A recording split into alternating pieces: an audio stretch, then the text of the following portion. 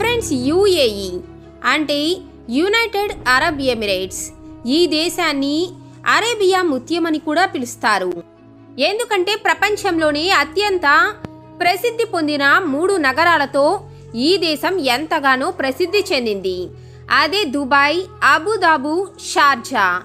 ఈ 3 నగరాల వల్ల ఈ దేశం మాత్రమే కాదు, ఇది ఒక ఫైనాన్షియల్ పవర్ హౌస్ మరియు టూరిజం క్యాపిటల్గా కూడా మారింది.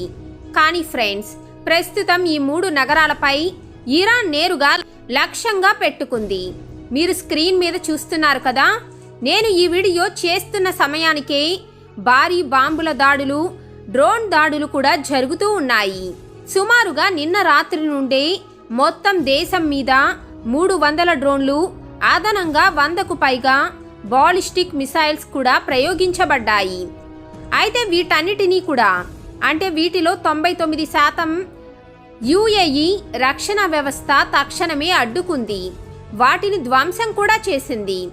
కానీ అడ్డుకోలేకపోయినా 1% మిసైల్స్ వారి దేశ ప్రతిష్టనే కాదు, పర్యాటక ప్రాంతాలకు కూడా భారీ నష్టాన్ని చేశాయి. అంటే ప్రపంచంలోనే ఎత్తైన భవనమైన బుర్జ్ ఖలీఫాపై కూడా డ్రోన్ దాడి జరిగేంతలోనే ఇంటర్సెప్ట్ చేయటం వలన తప్పించుకుంది. కానీ మిగతా ప్రాంతాలు అంత అదృష్టవంతంగా తప్పించుకోలేకపోయాయి. అంటే Dubai 7 star hotel, palm Jumeirah, Dubai international airport వంటి ప్రముఖ ప్రదేశాలు కూడా దాడికి గురయ్యాయి. ఎయిర్పోర్ట్ వద్ద రాత్రి జరిగిన హడావిడిలో ప్రజలు పరుగులు పెట్టడం, గాయపడటం వంటి సంఘటనలు కూడా చోటు చేసుకున్నాయి. అంతేకాదు, దుబాయ్కి ఆర్థిక కేంద్రంగా నిలబెట్టిన ప్రధాన పోర్ట్ కూడా దాడికి గురైనట్లుగా తెలుస్తుంది. అబుదాబిలో కూడా పరిస్థితి ఇంకా భయంకరంగా ఉంది.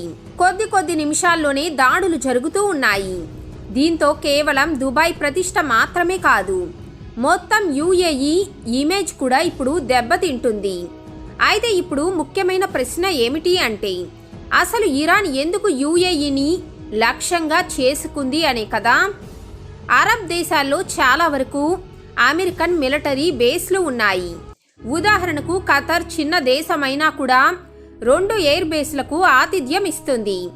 అయినా ఎందుకు యుఏఈ పైనే ఇరాన్ దృష్టి పెట్టింది? దీనికి కారణం ఇరాన్ యొక్క కొత్త వ్యూహం. ఇరాన్ లక్ష్యమేమిటో తెలుసా? అమెరికా మరియు ఇజ్రాయెల్ దాడులను తాత్కాలికంగా ఆపించటం, ఈ సమయంలో కొత్త సుప్రీం లీడర్ను ఎన్నుకోవటం, వారి దేశాన్ని సుస్థిరపరచుకోవటం. అయితే అమెరికాను ఆపటానికి ఇరాన్ ఏం చేయాలి? అమెరికా వ్యాపారాలను, వారి ఆర్థిక ప్రయోజనాలను నేరుగా దెబ్బతీయాలి. అందుకే ఇప్పుడు ఇరాన్ సాధారణ అరబ్ దేశాలను లక్ష్యంగా పెట్టుకోలేదు. దానికి భిన్నంగా అమెరికా కంపెనీలు పెట్టుబడులు పెట్టిన దేశాలను, అమెరికా వ్యాపార ప్రయోజనాలు ఎక్కువగా ఉన్న దేశాలను, ప్రపంచ ఫైనాన్షియల్ మార్కెట్లపై ప్రభావం చూపగలిగిన దేశాలనే టార్గెట్ చేసుకుంది. మరి అటువంటి ఒకే ఒక్క దేశం యుఏఈ. అయితే ట్రంప్ కుటుంబానికి ప్రస్తుత ఫైనాన్షియల్ హెడ్ క్వార్టర్స్ కూడా దుబాయ్ అని మీకు తెలుసా? ఎందుకంటే ట్రంప్ కుటుంబం వ్యాపార కార్యకలాపాలన్నీ కూడా ఈ మధ్య దుబాయ్ నుండే నడుస్తున్నాయి. అందువల్ల యుఏఈ పైన దాడి అంటే అమెరికా వ్యాపారాలపైనే నేరుగా దాడి చేయటం. కాబట్టి దుబాయ్ ప్రపంచ ఆర్థిక వ్యవస్థలో పెద్ద పాత్రలో ఉండటంతో ఇక్కడ కనుక నష్టం జరిగితే ప్రపంచ మార్కెట్ పడిపోతుంది, అమెరికాపై ఒత్తిడి పెరుగుతుంది, యుద్ధాన్ని ఆపటం కూడా తప్పదు. అందుకే ఇరాన్ యుఏఈని ఇప్పుడు ప్రధాన లక్ష్యంగా చేసుకుంది. అయితే భవిష్యత్తులో ఈ పరిస్థితి మరింత ప్రమాదకరం కూడా కావచ్చు. ఇక మరో పక్కన ట్రంప్ కూడా వెనక్కి తగ్గే పరిస్థితి కనపడటం లేదు. దీంతో ఇరాన్ యుఏఈ మీద మరింత దాడులు జరిపే అవకాశం కూడా ఉంది. అయితే ఇది ముఖ్యంగా భారతదేశానికి ప్రమాదం. ఎందుకంటే లక్షలాది భారతీయులు యుఏఈలో ప్రస్తుతం పనిచేస్తున్నారు. అందులోనూ అవసరం వచ్చినప్పుడు వారిని ఎలా బయటకు తీసుకురావాలి అనే విషయంపై ఇప్పుడు భారత్ ఆలోచనలో పడింది. మీరు కూడా మన భారత ఆర్మీకి పూర్తి సపోర్ట్ చేస్తున్నట్లయితే ఈ వీడియోను లైక్ చేసి జై భారత్, జై హింద్ అని కామెంట్ చేయటం మాత్రం మర్చిపోకండి. వందే మాతరం.